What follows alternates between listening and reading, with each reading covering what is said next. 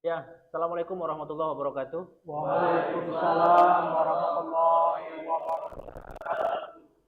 Alhamdulillah, salatu wassalamu ala rasulillah wa ala alihi wa sahbihi wa mawala. Selamat pagi semua.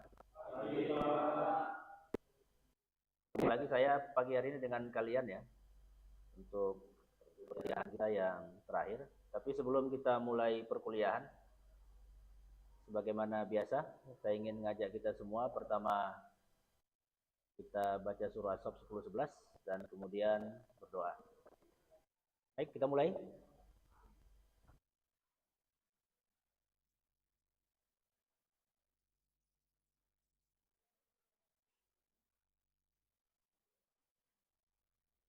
Ya, selesai doanya. Asap 10-11-nya biasanya kita kan baca seluruhnya.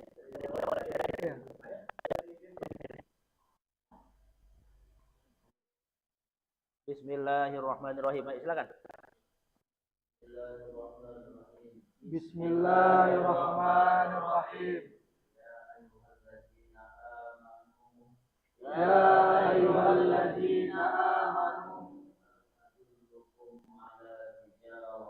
hal adullukum ala tijarah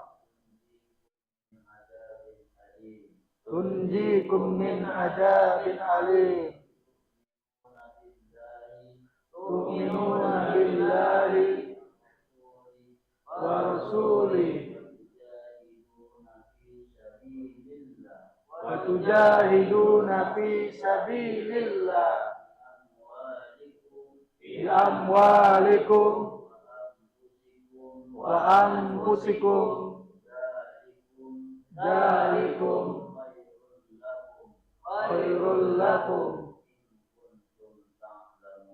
in kuntum ta'lamun. Baik, mudah-mudahan kelas kita pagi hari ini senantiasa dalam kebaikan dan keberkahan dari Allah Subhanahu wa taala. Baik. Pertemuan terakhir hari ini saya kira sebelum kita masuk ujian akhir semester. Pertemuan kita sebelumnya dengan pokok bahasan soal kelembagaan negara. Saya kira saya ingin mereview sebentar soal materi kita sebelumnya terkait dengan kelembagaan negara, bahwa kita ini penganut demokrasi. Lebih spesifik disebut demokrasi Pancasila. Dalam negara demokrasi ada konsep trias politika yang dianut, bahwa kekuasaan itu dibagi kepada tiga. Ada legislatif, ada eksekutif, dan ada yudikatif. Legislatif itu lembaga pembuat undang-undang. Representasinya namanya Dewan Perwakilan Rakyat dan Dewan Perwakilan Daerah. Kemudian di eksekutif itu pemerintahnya. Jadi kalau hari ini Presiden Prabowo dengan seluruh kabinetnya sampai dengan ke jajaran tingkat paling bawah, kepala desa, itu namanya pejabat eksekutif. Pejabat eksekutif ini mereka yang diamanahkan dan ditugaskan untuk menjalankan undang-undang. Kemudian yang satu lagi namanya yudikatif. Yudikatif ini lembaga hukum. Jadi ada Mahkamah Agung, Komisi Yudisial, Peradilan, itu semuanya lembaga hukum. Tiga konsep ini dalam negara-negara demokrasi yang menganut trias politika itu dijalankan. Jadi karenanya tidak heran kalau kemudian dalam negara demokrasi itu perdebatan untuk satu persoalan itu sangat dalam dan tidak mudah. Tentu nanti barangkali terkait dengan materi kita yang akan kita diskusikan hari ini soal politik dan korupsi ya. Bagaimana kemudian perilaku korupsi ketika oknum yang bersangkutan ditersangkakan itu akan punya proses yang sangat panjang. Dari mulai penetapan menjadi tersangka itu dijalankan oleh aparat penegak hukum, kemudian masuk ke ranah peradilan, ya, membuat mereka menjadi tersangka dengan hukuman sekian tahun penjara itu ada domainnya di lembaga legislatif.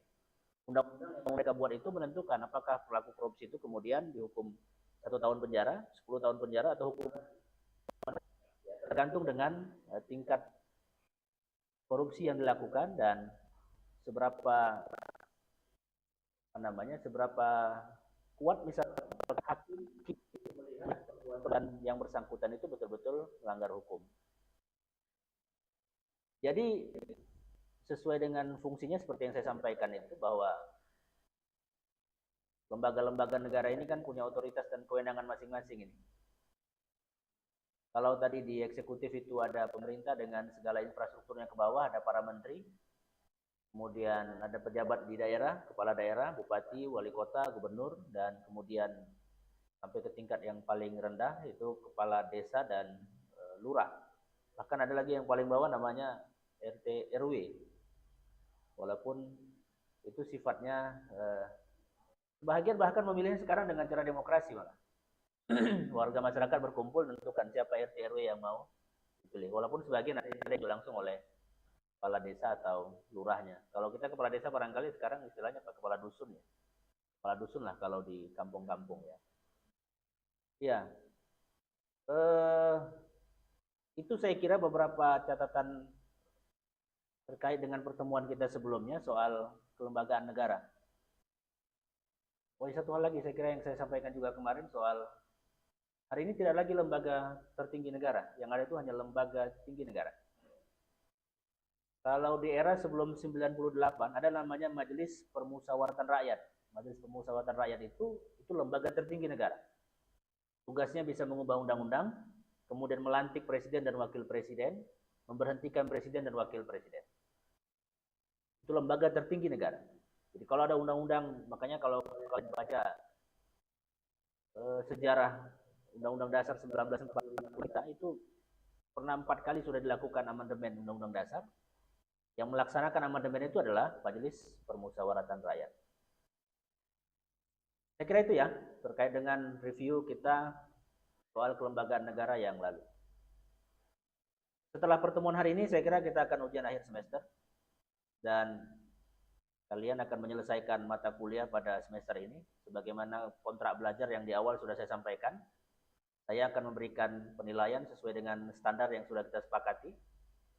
Ujian akhir semester itu bobotnya 40%, kehadiran itu 10%, tugas-tugas itu 10%, kemudian ujian tengah semester itu 40%, totalnya 100%. Tapi saya yakinlah, saya berkomitmen untuk tidak pernah tidak meluluskan mahasiswa yang saya dosen pengampunya. Itu komitmen saya, asalkan memenuhi kualifikasi dan standar yang sudah kita sepakati dalam kontrak belajar kita. Baik, ini materi terakhir. Pendidikan anti korupsi. Jadi dalam mata kuliah kewarganegaraan ini belakangan, kalau zaman dulu tidak ada ini. Tapi sekarang ini dicantumkan dalam salah satu sub pembelajaran dari materi kuliah kewarganegaraan. Di bab yang paling terakhir sekali dibahas. Kita paham bahwa materi ini sebenarnya dimaksudkan agar perilaku korup di pemerintahan, termasuk juga perilaku korup di tengah-tengah masyarakat kita itu bisa kita hapus. Itu harapan dari pendidikan ini sebenarnya, pendidikan anti korupsi sebagai bagian dari mata kuliah kita. Ya. Apa itu korupsi? Bahasa Latinnya corrumpere, corruptio, corruptus. Saya dulu mikir bahasa Latin ini susah atau gimana gitu. Tahun lalu saya ke Yunani. Saya baca tulisan-tulisan bahasa Latin secara langsung. Oh, ini bahasa Latin yang sering dibuat dalam buku-buku soal pengertian. Termasuk juga kemarin ketika saya baru pulang dari Roma juga, di Roma itu kan karena memang salah satu peradaban besar dunia itu pernah lahir di Roma. Dan itu sebagian juga menggunakan bahasa-bahasa Latin gitu. Jadi istilah korupsi itu berasal dari bahasa Latin yang kemudian diadopsi oleh beberapa bangsa di dunia. Dan akhirnya kemudian mereka punya istilah sendiri soal korupsi. Di bahasa Inggris disebut dengan corruption, yaitu artinya jahat, rusak, curang. perilaku yang disebut dengan korup. Orang yang melakukan kerusakan, orang yang melakukan perbuatan curang, orang yang melakukan perbuatan jahat. Dalam bahasa Prancis disebut corruption. Mohon maaf, spell saya barangkali agak kurang bagus kalau bahasa Prancis. Nggak ngerti saya, karena spellingnya orang Prancis juga beda dengan spellingnya orang Inggris. Ya kira-kira artinya juga sama, rusak. Dalam bahasa Belanda, ya, saya kebetulan nih pagi ini jam 10 mau terbang ke Belanda lah. Bahasa Belanda itu sebenarnya cukup banyak yang diadopsi oleh Indonesia. Pengistilahannya cukup banyak. Karena memang kita pernah Belanda datang kemari, menjajah kita 350 tahun lamanya. Dan termasuk hukum, kitab undang-undang hukum acara pidana kita juga, itu masih mengadopsi sebagian besar dari hukum-hukumnya Belanda. Dan istilah korupsi ini kemudian dipakai di Indonesia, turunannya dari bahasa Belanda, koruptie bahasa Belandanya, dan kita kemudian menggunakan istilah korupsi. Nah, ini dalam terminologi bahasa Indonesia, dalam Kamus Besar Bahasa Indonesia KBBI 1991, korup itu artinya busuk, korup itu artinya palsu, korup itu artinya suap. Dia suka menerima uang sogok, menyelewengkan uang barang milik perusahaan atau negara, menerima uang dengan menggunakan jabatan untuk kepentingan pribadi. Jadi kalau terima uang dalam bentuk apapun, menerima dalam bentuk apapun, tidak lihat jumlah ya, tidak lihat jumlah, itu sesungguhnya sudah menjadi bagian dari menerima uang sogok. Jadi kalau kita melakukan urusan tertentu, misalkan ke kantor-kantor negara, dan kemudian kita memberikan uang yang tidak diatur ketentuannya oleh peraturan, maka itu bagian dari nyogok namanya. Kita ngurus KTP itu nggak pernah bayar. Kita ngurus surat miskin di kelurahan itu nggak pernah bayar. Tapi ketika kemudian ada oknum masyarakat yang memberikan sesuatu kepada oknum aparat, itu sudah perilaku korup dalam rangka memuluskan urusannya. Karena ada kepentingan yang melekat pada peristiwa itu. Korup itu kebejatan, ketidakjujuran, tidak bermoral, menyimpang dari kesucian. Ini terminologi atau arti yang disebutkan dalam The Lexion-Webster Dictionary tahun 1978. David Chalmers itu menyebut bahwa korupsi itu adalah tindakan manipulasi dan keputusan mengenai keuangan yang membahayakan ekonomi. Mungkin dia melihat perspektifnya lebih pada aspek finansial, aspek keuangan. Padahal kalau sekarang korupsi itu tidak hanya aspek keuangan, ya, perilaku yang kemudian bisa mengakibatkan orang lain diuntungkan gara-gara perbuatan kita itu juga bagian dari korupsi. Kemudian J.J. Centuria menyebutkan bahwa korupsi itu adalah penyalahgunaan kekuasaan pemerintah untuk keuntungan pribadi. Dulu kita mendengar ada kasus tambang misalkan, yang menyeret salah seorang gubernur di wilayah Indonesia Timur. Dengan kewenangan yang melekat pada dirinya, dia menggunakan kekuasaannya untuk mengambil keuntungan yang sebesar-besarnya dari tambang yang ada di daerahnya. Jadi kekuasaan yang melekat pada dirinya itu dia gunakan untuk perilaku korup. Termasuk dulu juga ada korupsi yang dilakukan oleh ketua dewan misalkan, ketua Dewan Perwakilan Rakyat terkait dengan persoalan pembuatan EKTP misalkan. Gara-gara kebijakan itu dia diuntungkan. Jadi kekuasaan yang melekat pada dirinya itu digunakan untuk kepentingan dirinya dan orang-orang di sekitarnya.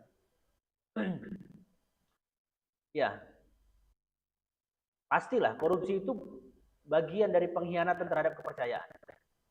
Orang sudah diberikan kekuasaan, sudah diberikan kewenangan, kemudian kewenangannya disalahgunakannya, itu sudah pasti pengkhianatan. Jadi kalau kita satu ketika diberikan amanah dan kepercayaan, contoh misalkan di kelas ini, dan bendahara kemudian ditugaskan untuk mengumpul sejumlah uang dalam kerangka kepentingan kelas. Uang yang dikumpul dipergunakan oleh si bendahara untuk kepentingan pribadi, di kafe, kemudian ketika di akhir tahun dimintai pertanggungjawaban soal keuangan yang dikelola di kelas, dia tidak bisa mempertanggungjawabkannya. Ini juga bagian dari pengkhianatan terhadap kepercayaan yang diberikan. Betrayal of trust namanya. Jadi pengkhianatan itu merupakan bentuk korupsi yang paling sederhana. Termasuk kalau cintamu juga dikhianati, itu namanya pengkhianatan korupsi juga. Kau sudah mencintai sedemikian dalam, tapi tiba-tiba kemudian orang yang kau cintai tak mencintaimu, bertepuk sebelah tangan. Itu namanya alright? Setuju ya? Ya. Itu pengkhianatan namanya. Semua orang yang berkhianat atau mengkhianati kepercayaan atau amanah yang diterimanya adalah koruptor. Ya karena kita sudah memberikan kepercayaan. Kita sudah menitipkan hati kita ke dia. Kemudian diduakan atau ditigakan gitu malah. Itu artinya mengkhianati kepercayaan. Korupsi. Amanah dapat berupa apapun, baik materi maupun non materi. Ya. Jadi kalau kalian sering dengar berita-berita orang tersangka korupsi, itu bukan semata-mata karena dia dapat uang, tapi gara-gara orang bisa dapat uang. Itu juga korupsi. Jadi karena perbuatannya kemudian ikut membantu dan bersama-sama, itu bahasa hukumnya. Gitu ya Pak Eka ya. Ya. Tipis mahasiswa itu paling paham itu biasanya itu soal pelaporan di kepolisian. Mana yang kemudian bisa ditersangkakan, mana yang tidak bisa ditersangkakan. Kemudian ya, anggota DPR tidak menyampaikan aspirasi dan menggunakan aspirasi untuk kepentingan pribadi juga bagian dari korupsi. Jadi kalau ada anggota dewan tidak melaksanakan tugasnya dengan baik, aspirasi yang disampaikan tidak diteruskan, itu juga bagian dari korupsi. Landasan hukumnya Impres nomor 17 tahun 2011 tentang aksi pencegahan dan pemberantasan korupsi. Ya sekarang di kita ini sudah ada lembaga namanya Komisi Pemberantasan Korupsi. Komisi Pemberantasan Korupsi ini lembaga yang dilahirkan oleh negara karena dulu kita nggak percaya nih sama polisi dan jaksa. Itu kira-kira sejarahnya. Jadi kalau kalian baca sejarah, kenapa KPK mesti ada? Karena dulu kita nggak percaya. Padahal sudah ada lembaga penegak hukum, namanya kepolisian dan kejaksaan. Dua lembaga ini, pada era-era sebelumnya, itu tidak dianggap kredibel untuk menyelesaikan persoalan-persoalan korupsi di negara ini. Sehingga kemudian muncul keinginan untuk melahirkan lembaga baru yang lebih independen, lebih kredibel, dianggap lebih mampu merepresentasikan kepentingan masyarakat untuk pencegahan korupsi, maka lahirlah namanya Komisi Pemberantasan Korupsi. Walaupun belakangan menurut saya, banyak juga masyarakat yang memberikan persepsi yang negatif terhadap kerja-kerja KPK belakangan karena dianggap tidak mampu menyelesaikan kasus-kasus besar. Jadi kalau misalkan KPK-nya sendiri tidak mampu menyelesaikan kasus-kasus besar, tentu ada masalah di KPK-nya, kan kira-kira begitu. Ya. Tapi mudah-mudahan ke depan bisa makin baik lah ya. Amin. Ini masih soal pengertian, saya kira saya akan teruskan saja ini soal pengertian.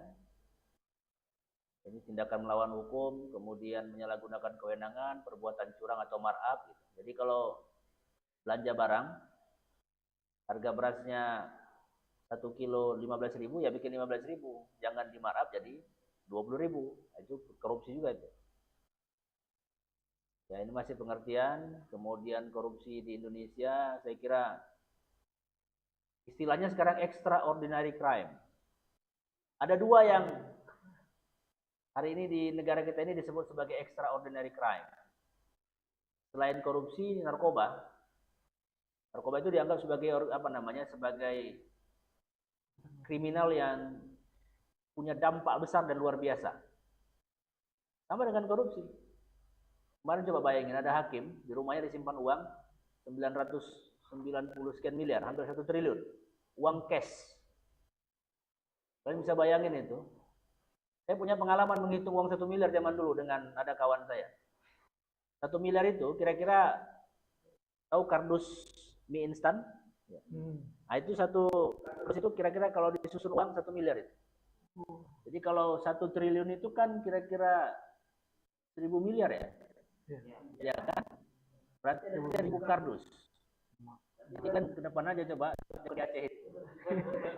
Mau tumpukan kardusnya, kira-kira ada 1.000, itulah dia. Mie instan itu. Sebegitulah uang yang disimpan di rumahnya. Kalau disusun uang itu dalam bentuk nilai rupiah. Walaupun kemarin ada dolar Amerika, ada euro, ada dolar Singapura gitu ya. Bisa bayangin coba, uang sebegitu besar itu dikuasai oleh satu orang. Dan itu hakim. Orang yang punya otoritas untuk menegakkan hukum.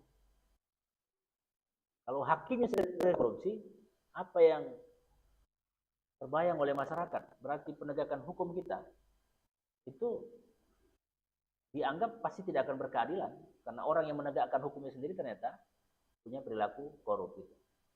Sebenarnya banyak sekali contoh-contoh itu. Saya juga sering mendapat aduan dari banyak kolega dan teman-teman bahwa berurusan di pengadilan dan peradilan itu juga ternyata biayanya sangat besar.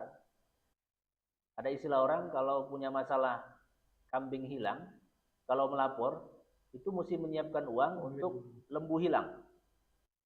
Jadi biaya yang ditimbulkan kerugiannya sebesar 1 ekor kambing, tapi biaya yang dibutuhkan untuk menyelesaikan 1 ekor kambing itu jadi 1 lembu.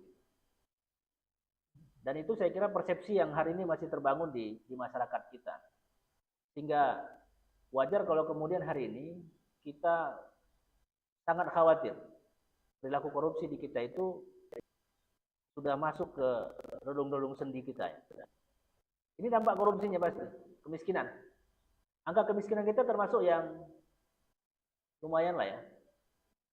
Tentu angka yang dijadikan pembanding oleh negara dengan yang dibuat oleh PBB itu beda-beda memang. Tapi yang pasti bahwa kemiskinan kita termasuk masih tinggi. Kalau perilaku korupsi ini terus menjadi budaya dan culture kita, maka kemiskinan ini pasti akan tetap menjadi bagian yang tidak bisa dipisahkan. Akan terlihat sekali disparitas atau perbedaan. Kalau di Medan ini sebenarnya udah mulai nampak sih. Kalau kita jalan-jalan ke inti kota lah ya, itu ada bangunan Deli Park, kemudian ada apartemen di sebelahnya. Tapi coba lihat di bawahnya, pasti masih ada masyarakat miskin yang tinggal di daerah pinggiran Sungai Deli itu, yang rumahnya masih berdindingkan kayu-kayu yang saya kira mereka berada pada wilayah sangat prihatin. Itu di inti kota, di kilometer nolnya Indonesia, di kilometer nolnya kota Medan maksud saya. Masih banyak itu. Bahkan di bawah-bawah jembatan itu masih banyak yang tinggal itu. Daerah aliran Sungai Deli. Belum lagi kalau kita kemudian masuk ke wilayah-wilayah pesisir pantai. Itu wilayah kemiskinan. Ya kalau semua uang negara ini dikorupsi udah pasti. Gara-gara dikorupsi udah pasti pembangunan nggak jalan. Ya kita melihat begitu banyak perilaku korupsi yang dilakukan oleh para pengambil kekuasaan dan pemilik kewenangan, secara tidak langsung dampaknya pasti akan dirasakan oleh masyarakat. Saya cerita pengalaman sedikit lah ya. Saya kebetulan baru kembali dari sebuah negara kaya dan sejahtera, namanya Finlandia. Penduduknya cuma 5,6 juta negara itu. Hampir tidak ada masyarakat yang miskin karena semua warga negara yang ditanggung. Sekolah dari mulai TK sampai S3 dibiayai negara. 1 rupiah pun atau 1 euro pun tidak dikutip. Dari mulai TK ya, dari mulai TK sampai S3. Jadi rata-rata orang di sana itu punya pendidikan tinggi. Gak ada yang gak sarjana lah, kira-kira begitu. Kalau yang dokter udah pasti. Jangan-jangan supir taksi juga dokter. Karena memang semua mereka dibiayai pendidikannya. Kenapa mereka bisa dibiayai pendidikannya? Karena negaranya punya uang. Kenapa negaranya punya uang? Karena tata kelola keuangannya bagus. Indeks persepsi korupsinya 0. Hampir tidak ditemukan dalam sekian tahun ini pejabatnya yang melakukan tindak pidana korupsi. Tidak ada. Jadi uang yang diperoleh itu betul-betul digunakan dan dikembalikan lagi sepenuhnya kepada masyarakat dalam bentuk beasiswa bagi mereka yang belajar, termasuk juga biaya kesehatannya. Biaya kesehatannya kalau kita di sini, kemarin kami ke Natal, di Natal itu ada rumah sakit umum daerah. Dokternya pun susah di sana. Susah dalam artian nggak ada dokternya. Sehingga kemudian dokter rame-rame mau prakteknya di Medan semua.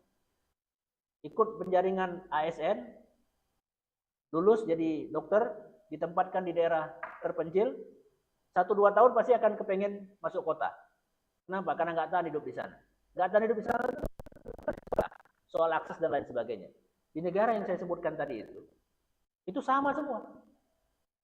Mau rumah sakitnya itu di ibu kotanya di Helsinki, ataupun rumah sakit itu di ujung negaranya paling ujung, berbatasan dengan negara lain, fasilitasnya sama. hak yang dia peroleh sama. Kalau kita di sini BPJS belum terdaftar nunggu 14 hari dulu gitu ya. Nunggu dulu. Apply dulu datanya segala macam, nunggu. Orangnya udah mati baru keluar BPJS-nya. Kalau di sana enggak. Bahkan orang asing sekalipun yang datang dan tinggal di situ diberikan hak untuk bisa mendapatkan layanan kesehatan yang baik. Itu karena nggak ada korupsinya. Ya. Kemudian ini nih apa namanya ya, Human Development Index-nya, indeks pembangunan manusia kita itu masih di peringkat 111. Sekarang yang paling bagus itu Norwegia. Malaysia masih di atas kita sekarang ini. Malaysia saya kira negara tetangga kita yang dulu sebenarnya kita satu rumpun, tapi sekarang mereka maju lebih cepat. Bahkan kampusnya sekarang University of Malaya itu peringkat dunianya sekarang peringkat 58 di dunia terbaik. Dan saya kira dia menjadi peringkat ketiga terbaik di Asia Tenggara setelah Singapore University dan satu lagi kampus di Singapura juga. Ya, indeks pembangunan manusia ini bisa bagus kalau memang kualitas pendidikan orangnya bagus-bagus. Ukurannya kan salah satu ukuran Human Development Index itu karena pendidikan, kesejahteraan. Jadi kalau masih banyak masyarakat miskinnya pasti HDI-nya pasti tinggi. Kemudian untuk persepsi korupsi, ternyata sekarang New Zealand paling bagus sekarang. Denmark, saya ke Denmark ini sudah pernah, saya tahun 2015 saya ke Denmark. Saya pernah nanya sama menterinya di situ, Pak Menteri, saya bilang, kapan kasus korupsi terakhir di Denmark ini? Dia nggak bisa jawab. Dia bilang, lupa saya kan. Mungkin sekitar 20 tahun terakhir barangkali kan. Nggak pernah ada korupsi di sana. Kalau pertanyaan itu kita tanyakan di Medan ini, Pak, kapan kira-kira korupsi di Medan? Saya kira dari mulai Medan Amplas sampai Medan Belawan nggak siap-siap kita bahasnya. Dari mulai lurah, kepling, camat, pasti masyarakat menganggap semuanya korupsi, ya kan? Alah Pak, nggak betulnya itu katanya. Kami ngurus masih bayar. Ya, artinya masih banyak korupsinya. Supir angkot juga kadang-kadang kembalian kita nggak dipulangkan sama dia, cicing aja langsung kan. Kita kasih uang langsung jalan dia. Itu korupsi juga kadang-kadang. Ya, ini indeks persepsi korupsi di Indonesia dari tahun 2006 2,4, 2007 2,3, 2009 naik 2,8, 2010 2,8. Sekarang nih nanti kita tunggu hasil berikutnya lagi. Selanjutnya, ini saya agak percepat dikit ya, karena materi kita ini masih ada beberapa slide lagi. Penyebab korupsi di kita ini pertama ada faktor internal dan faktor eksternal. Internalnya itu datang dari pribadi dan individu. Ada karakter di kita ini memang suka korupsi.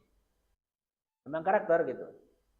Pokoknya kalau disuruh suruh beli, pasti lebihnya nggak pulang. Jadi kalau di organisasi kadang-kadang gitu tuh. Kasih uang 100.000, belanjanya 60.000, yang 40.000 pura-pura nggak dengar dia.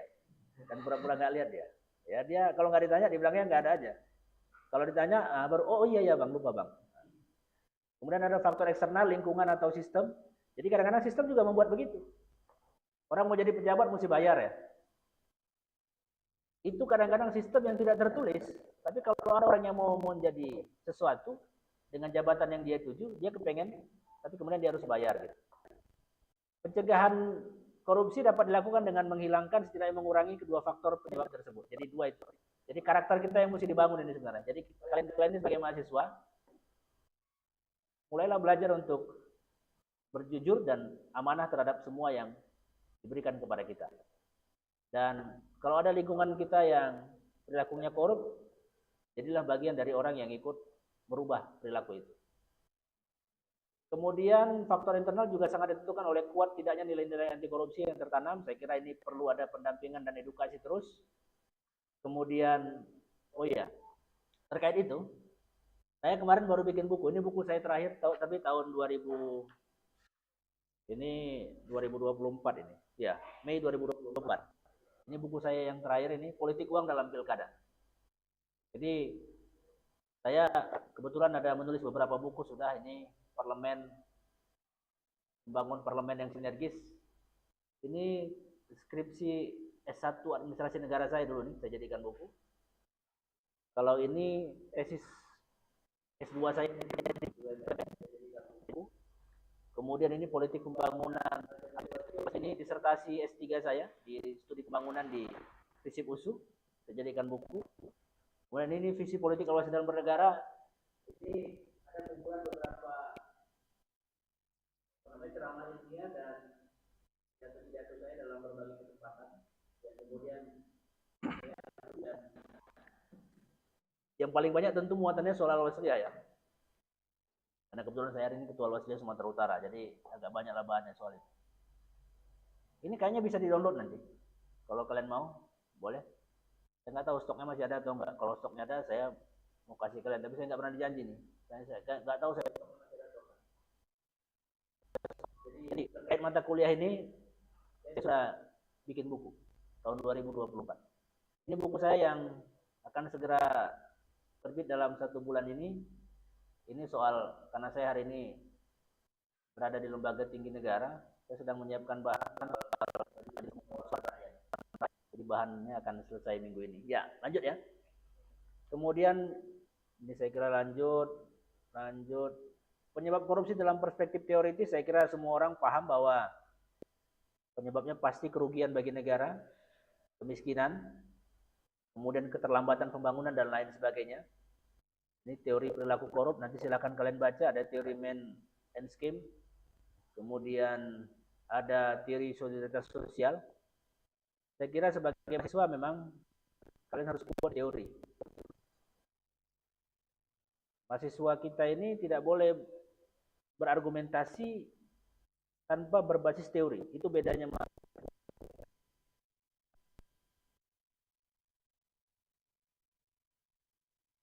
Ya.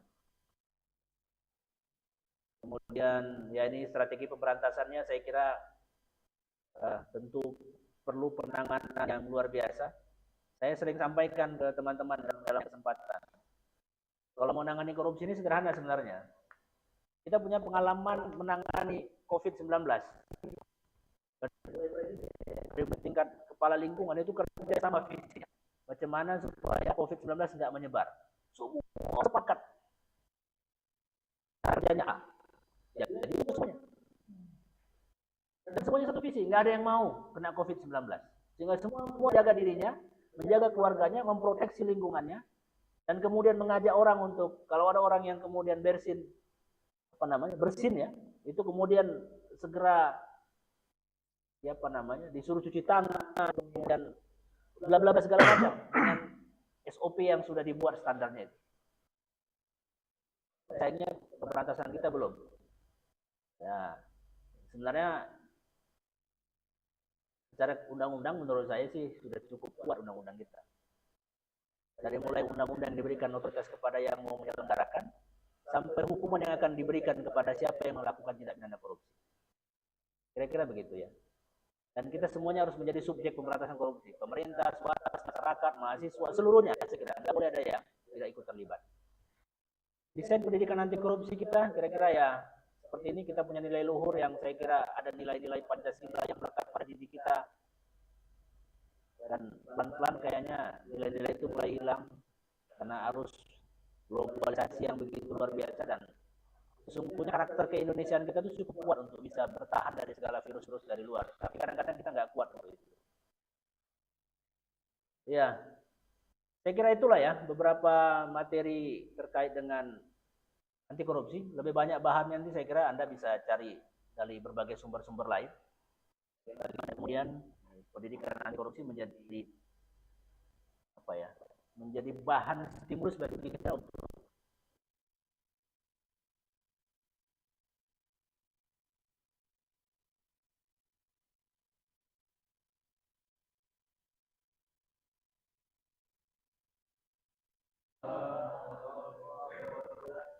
saya mau tanya Pak, sejak kapan money politik ini kolusi dan nepotisme ini berkembang di Indonesia?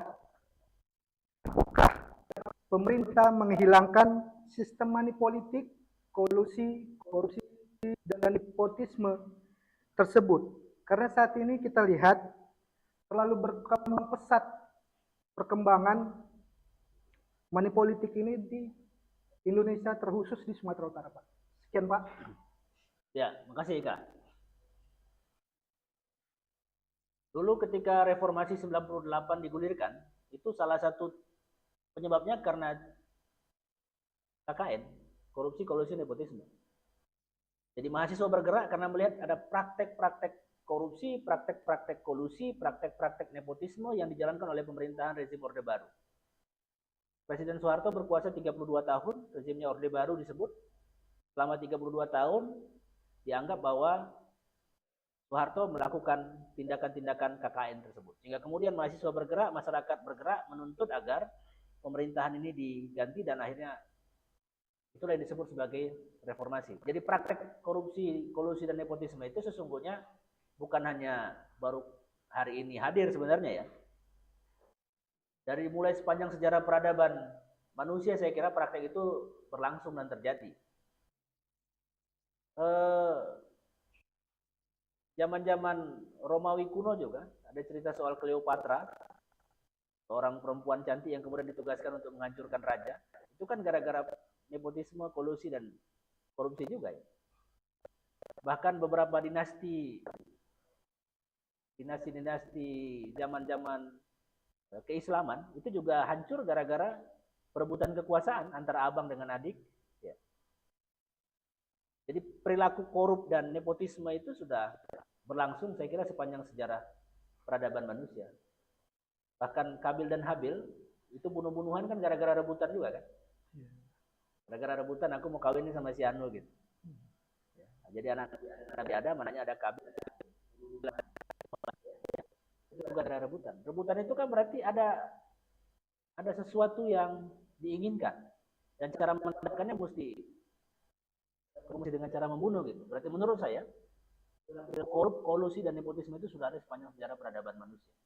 Di Indonesia belakangan ini marak soal isu money politik menurut saya karena pertama ada era baru bernama pemilihan umum yang kita mulai sejak tahun 1998 pemilihan langsung oleh rakyat.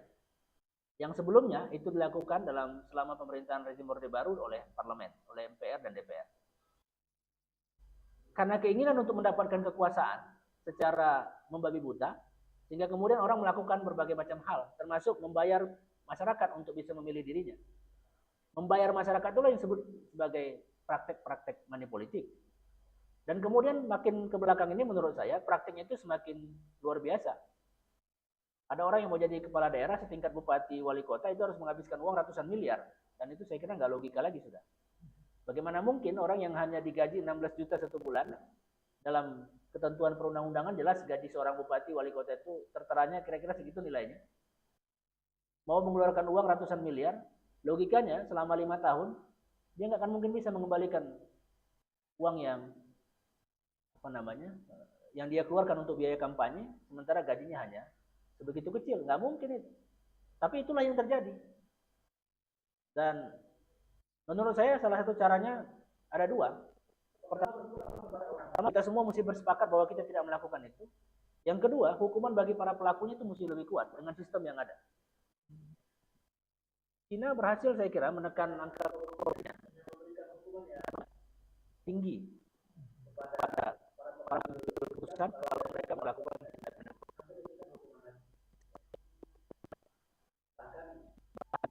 Mungkin kita pernah nonton YouTube, benar atau tidak cerita itu. Presiden Korea Utara Kim Jong Il, nah, kemudian mencet tombol, anak buahnya langsung masuk ke dalam apa begitu, itu bagian dari hukuman terhadap pejabatnya yang melakukan tindak pidana korupsi. Dan kalau di luar itu menurut saya, kalau ada pejabat yang terindikasi saja korupsi, langsung mundur. Kalau anaknya kemudian diduga menggunakan uang negara untuk kepentingan pribadi, dia mundur. Saya dapat cerita di Denmark waktu itu. Seorang wali kota mundur hanya gara-gara dia menerima tamu, dan tamunya itu dia berikan minuman.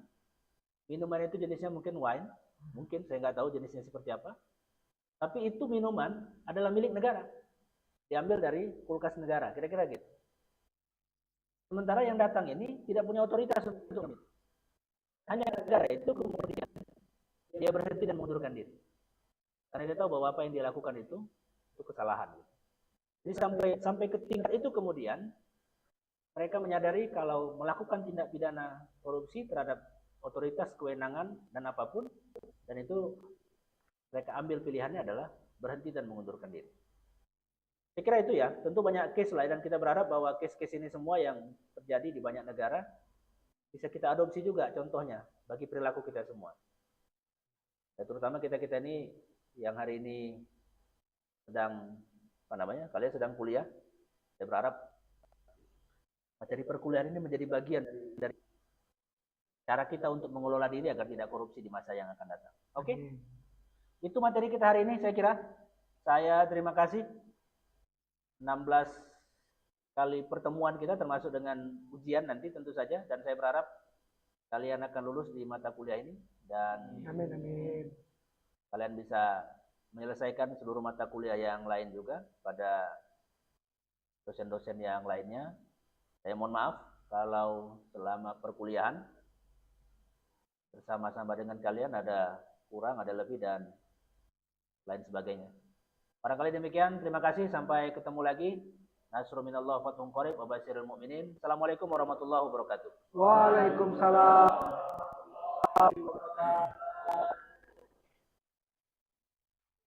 Terima kasih ya. Ya Pak. Udah bubar kan?